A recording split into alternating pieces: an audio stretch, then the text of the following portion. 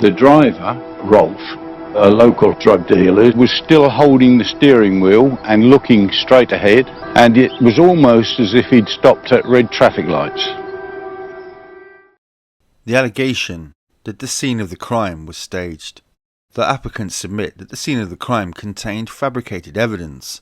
They highlight the position of spent cartridge shells, the fact that the eighth shell was never found, and the passive nature of the scene.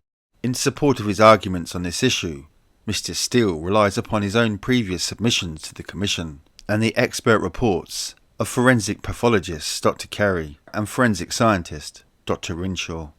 Mr. Steele submits that it is not physically possible for the shell case E to land in the glove box through the ejection mechanism of any firearm and can only be the result of being physically placed in position post the murders.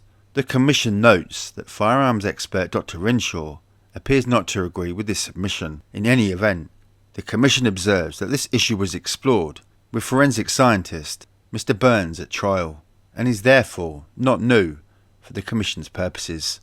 Mr. Steele also highlights the anomaly of the spent shell case D allegedly found in the rear offside footwell of the vehicle, that it is absent from all photographs taken of the footwell. The Commission observes that this is another point which was explored at trial, so this is not new for the Commission's purposes.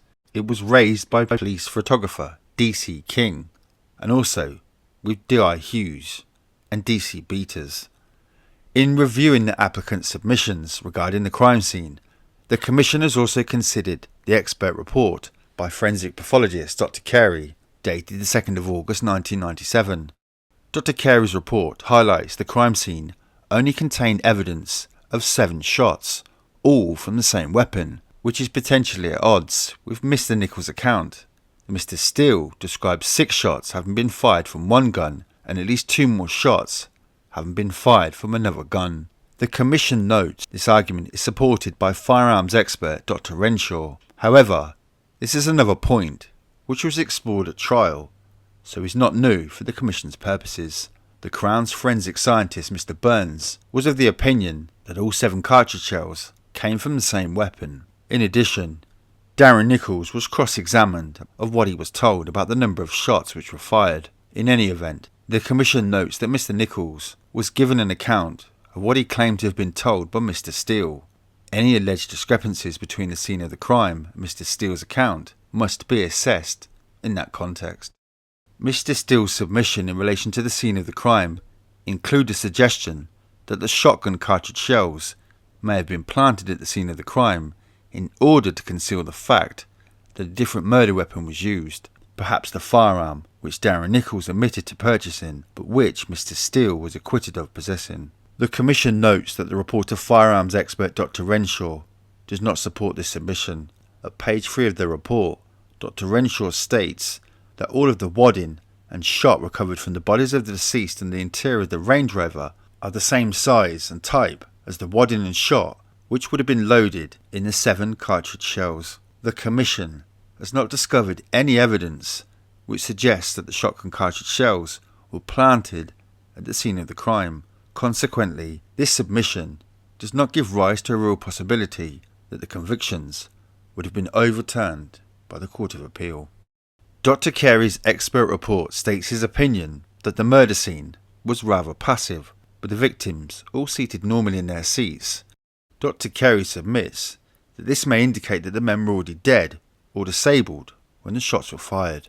The Commission observes that the passive appearance of the scene was an issue which was put to police officers at trial, and so it does not constitute new evidence or argument for the Commission's purposes. In any event, in the course of the Commission's review, no evidence has been discovered which could support Dr. Carey's theory that the scene of the crime may have been staged. In the absence of such evidence, this submission cannot give rise to a real possibility that the convictions would be overturned by the Court of Appeal.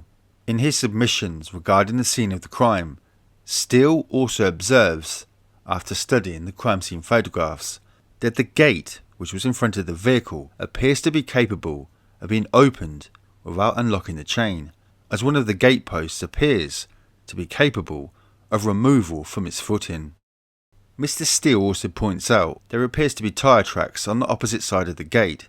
It is suggested that the Range Rover may have arrived in Workhouse Lane from this direction. The Commission has considered this theory, but considers it to be pure speculation. There is no new evidence to suggest that the Range Rover actually did arrive in Workhouse Lane from the other direction. In the absence of such new evidence, the Commission cannot give rise to the real possibility that the convictions will be overturned by the Court of Appeal. Steele submits that it is a cause for much speculation that no house keys were discovered on Pat Tate's person at post-mortem. The Commission notes the officer's report of D.C. Winston, dated 11th of December 1995, which states that he was at Mr. Tate's address with Sarah Saunders on the 9th of December 95, when Lizzie Fletcher arrived and returned front door keys to the premises, keys to a Mercedes car, and Miss Saunders' mobile phone. The Commission also notes that Sarah Saunders described this event in her police interview from the 13th of June 1996. The Commission acknowledges that this still does not explain why Mr. Tate had no house keys on his person, since he was not scheduled to meet Miss Fletcher on the evening in question, but he had arranged to meet Claire Carey at his house. She apparently had no door key either, according to her witness statement dated the 8th of December 95. She waited outside Mr. Tate's address for him to return. In addition, it could be presumed that Tate had house keys in his possession when he left the house and locked at the premises, leaving a note for Miss Carey. The Commission observes that this anomaly regarding Mr. Tate's house keys has been known about since December 1995. The Commission has not discovered any new evidence which advances this issue any further. In the absence of such new evidence, Steele's submissions on this point cannot form the basis of a referral to the Court of Appeal. Steele argues that the absence of house keys must mean that they were taken from Mr. Tate after the murders, i.e. evidence was removed from the crime scene. It has also been suggested that one or more mobile telephones have been removed from the crime scene associated with Mr. Tate and with Liz Fletcher, one of his girlfriends, and one of the handsets that had previously been associated with Craig Rolfe.